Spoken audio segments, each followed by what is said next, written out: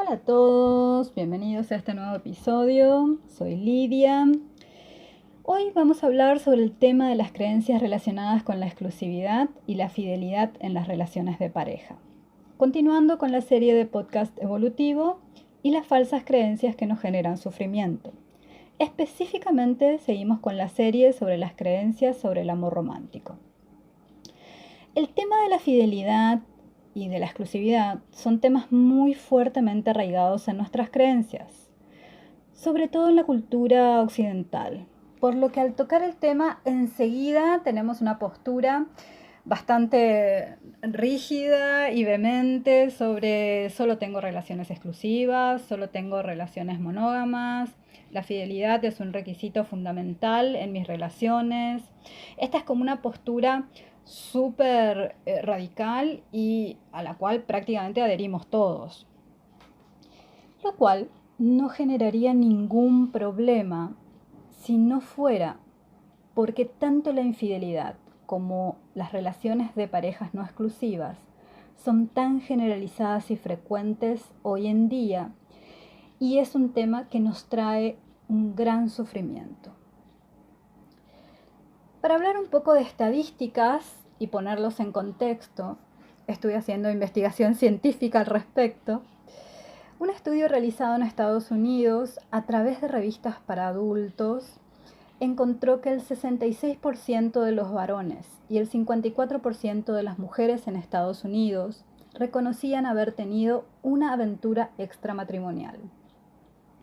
En Chile, estadísticas realizadas por la Comisión Nacional del SIDA reveló que el 25% de los varones encuestados, casados o conviviendo con una pareja estable de larga duración, declaraba haber tenido más de una pareja sexual en los últimos 5 años.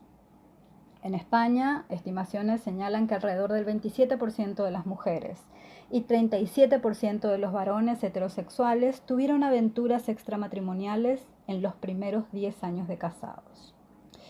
Y para ir a números más locales, más cercanos a nosotros, un estudio realizado en Paraguay en 2018 con una muestra de 639 personas de entre 18 y 40 años que se realizó en la Universidad del Cono Sur de las Américas, arrojó que el 33% de las mujeres y el 51% de los hombres fueron infieles en sus relaciones, en diferentes tipos de relaciones de compromiso, tipo desde noviazgos, relaciones de pareja, viviendo o conviviendo, y en matrimonios, y de diferentes niveles de duración. Una encuesta que les cuento muy seria, está muy bien hecha. Entonces, mi pregunta es, ¿por qué a pesar de que la generalidad consideramos que la monogamia es la regla, esta regla no se cumple en por lo menos la mitad de las relaciones? Y mi idea con esto es tratar de desmenuzar un poco el tema para ver si podemos entender un poquitito mejor la conducta humana y a lo mejor darnos cuenta de cómo está creado el contenido de esta creencia sobre la fidelidad. Para aclarar y definir un poco qué es infidelidad, podemos llamarla como la ruptura del contrato, del acuerdo o del pacto explícito o no, en el cual alguno de los miembros de la pareja tiene algún tipo de relación con una tercera persona. Estamos todos de acuerdo con eso. Lo que varía es, dentro de la definición, los niveles de tipos de infidelidad, porque varían en una gran cantidad, pero yo más o menos hice una lista para que podamos entender que hay diferentes niveles. Por ejemplo, hay infidelidades donde solo hay juegos de seducción, palabras, declaraciones de deseo, etc. Pero no hay ningún contacto físico. Hoy en día esto es súper generalizado con las redes sociales, todos sabemos que es prácticamente una epidemia. Personas con parejas estables que establecen relaciones virtuales con otras personas. Después tenemos infidelidades donde el contacto ya es físico. desde besos, abrazos, hasta las que incluyen el acto sexual en sí. Hay infidelidades que son accidentales. ¿Qué significa esto? Que en realidad la persona no buscó otra relación, sino que siente o sintió una atracción sexual hacia otra persona y decidió actuar en consecuencia, consumando la infidelidad, ¿verdad? Hay otras infidelidades en donde la persona engaña frecuentemente a su pareja, o sea, estas infidelidades son compulsivas. Después tenemos aventuras románticas en donde la infidelidad ocurre en forma ocasional y durante, por ejemplo, una crisis en la pareja o para escapar de una temporada de rutina o monotonía o de mucho estrés, depende mucho de las circunstancias. Normalmente este tipo de infidelidad es la que comete la mujer, ya que justamente leyendo varios estudios, estos afirman de que el motivador para una mujer para cometer infidelidad tiene más que ver con los sentimientos y la motivación del hombre tiene más que ver con su deseo sexual. Luego tenemos infidelidades que son puramente físicas, o sea, donde solamente se trata de tener relaciones sexuales, entre las cuales podemos incluir aquellas personas que tienen relaciones sexuales fuera de su pareja o fuera de su matrimonio, pagando por ellas. Luego tenemos infidelidades plenas, que son aquellas en las cuales la persona, además de tener relaciones físicas, también tiene relaciones afectivas con una sola persona.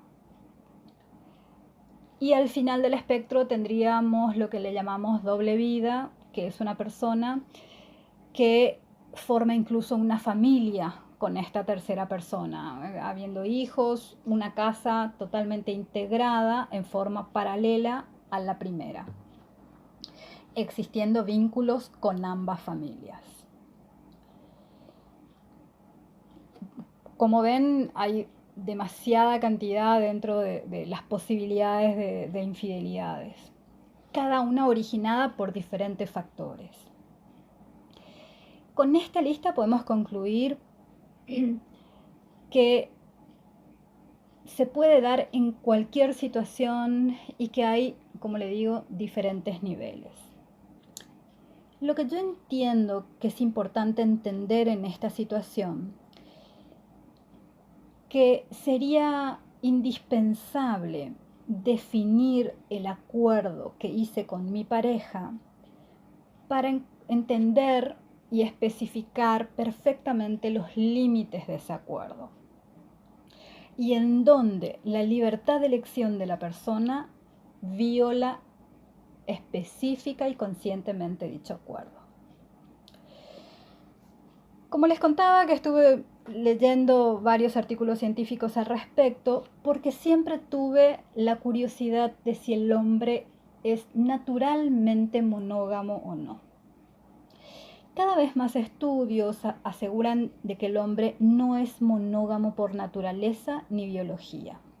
Por ejemplo, les comento un estudio sobre las etnias del planeta en el que de más de 800 sociedades analizadas, el 80% de ellas no son monógamas. Lo que ocurre es que la cultura occidental, que adoptó la cultura monogámica, es la que se ha extendido mayormente en el mundo que conocemos. La monogamia, es decir, el concepto de que el hombre y la mujer tienen que tener una sola pareja afectiva y sexual toda la vida, proviene de varios orígenes, mayormente antropológicos y culturales, que les voy a citar así rápidamente para no hacer demasiado largo el audio. En la antigüedad, uno de esos factores era proteger a los niños, ya que al no existir la monogamia, los hijos de las mujeres provenían de varios hombres y nadie se hacía cargo, digamos, de su protección. Entonces tenían muy poca probabilidad de vida y de supervivencia, por lo cual la especie lo que hizo es hacer estos núcleos para defender a estas crías de alguna forma y que tuvieran mayores probabilidades de supervivencia. También hay otros estudios que muestran que en lugares donde había poca cantidad de mujeres, también se formaron estos núcleos, ya que al haber pocas mujeres había muy poca probabilidad de supervivencia de la especie al no poder reproducirse.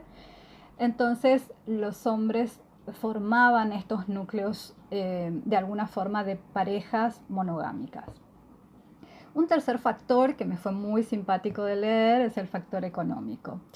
Y les cuento porque leí un artículo de un investigador especializado en conducta sexual que afirma que el ser humano no es monógamo por naturaleza, sino que los seres humanos somos monógamos porque somos pobres. Y como ejemplo pone que los ricos no son monógamos, como mucho son monógamos secuenciales, es decir, tienen varias relaciones a lo largo de su vida con diferentes personas. Y afirma que casarse y separarse hoy en día sale demasiado caro y tener varias parejas todavía aún más. Que parecería simpático, estoy segura que le está sacando una sonrisa a cada uno en la cara, pero si lo pensamos profundamente, dense cuenta que en las personas que tienen mucho poder adquisitivo, en realidad normalmente no se da una situación de monogamia. Y el último factor, que es el factor religioso, que entiendo que el tema de la religión siempre es un poco sensible, entonces más que nada lo que les quiero explicar con esto es que tanto el cristianismo, el judaísmo y el islam tienen dentro de sus fundamentos la regla de la monogamia, penalizando la falta del cumplimiento de esta regla, no solo moralmente, sino físicamente. Incluso hay en lugares donde el Islam condena con la muerte al adulterio. O sea, es un perfil, digamos, una cuestión religiosa en la cual eso está muy fuertemente arraigado en sus creyentes. Y justamente según investigadores también, el tema con el origen de esta situación tiene que ver que son religiones monoteístas, o sea, creen en un solo Dios y en la fidelidad hacia ese Dios. Entonces, trasladan este mismo criterio a todos los demás estamentos de la sociedad, convirtiéndolo en la forma, por decirlo de alguna forma, de adoctrinamiento social. Lo que intento con este audio no es convencer a nadie, ni hacer apología de la infidelidad, ni de las relaciones de poliamor, ni nada por el estilo. A lo que apunto es más que nada que tenemos la creencia generalizada sobre la fidelidad y en la práctica, seamos sinceros, no se cumple. Y como cualquier creencia que genera expectativas y no se cumple, nos frustramos y de ahí proviene el sufrimiento. Y por eso es interesante reflexionar y analizar de dónde proviene. Mi conclusión al respecto es que hay dos aspectos de esta situación. El que comete la infidelidad, por un lado, y de la otra parte de la pareja, que es el que se siente traicionado. Sería mucho más fácil resolver estas situaciones y evitar en la mayor cantidad el sufrimiento posible si en el lado de la persona que cometería, por decirlo de alguna forma, la infidelidad, hubiera un sinceramiento consigo mismo e incluso con la pareja, y tomara conciencia al momento de tomar las decisiones en su vida de lo que está haciendo. Porque si tengo el valor de ser sincero conmigo y con la otra parte, puedo afrontar si mi atracción por esa otra persona es temporal o no, cuál es mi mi situación con mi pareja actualmente, si lo que quiero es en un momento vivir una aventura o si lo que quiero es terminar definitivamente con mi pareja anterior. Y como consecuencia, saber cuál es el tipo de decisión que es la mejor para todas las partes, la más sincera conmigo misma, tratando de evitar en su mayoría la mayor cantidad de sufrimiento. Y por el otro lado está la persona que es traicionada de alguna forma, que es la víctima de la ruptura del pacto de fidelidad, con la cual lo que quiero apuntar con esto es la persona traicionada de alguna forma tiene el problema de la aceptación, de no aceptar. Tenemos, ¿verdad? El problema de no aceptar en su totalidad que la persona tiene derecho a cambiar de sentimientos, a lo mejor ya no encontrarme atractiva, deseable, o ya simplemente no querer tener una relación conmigo. Nos cuesta aceptar esa situación y eso es lo que más nos genera sufrimiento. Y en el fondo siempre tenemos esta situación de no tiene derecho a cambiar de opinión, no tiene la libertad de cambiar de opinión porque en algún momento de su vida me dijo que esto, que esos sentimientos y que ese compromiso iba a ser para toda la vida. Bueno,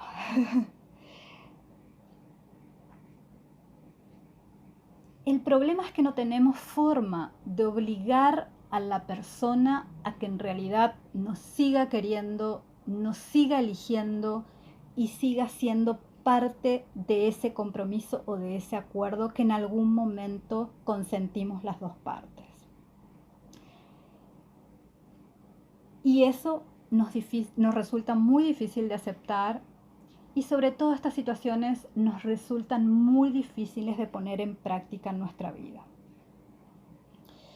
Los dejo hasta aquí con todas estas reflexiones. Fue un episodio un poco intenso, pero lo que quiero más que nada es invitarles a que piensen y pongan sobre la mesa sus propias creencias al respecto.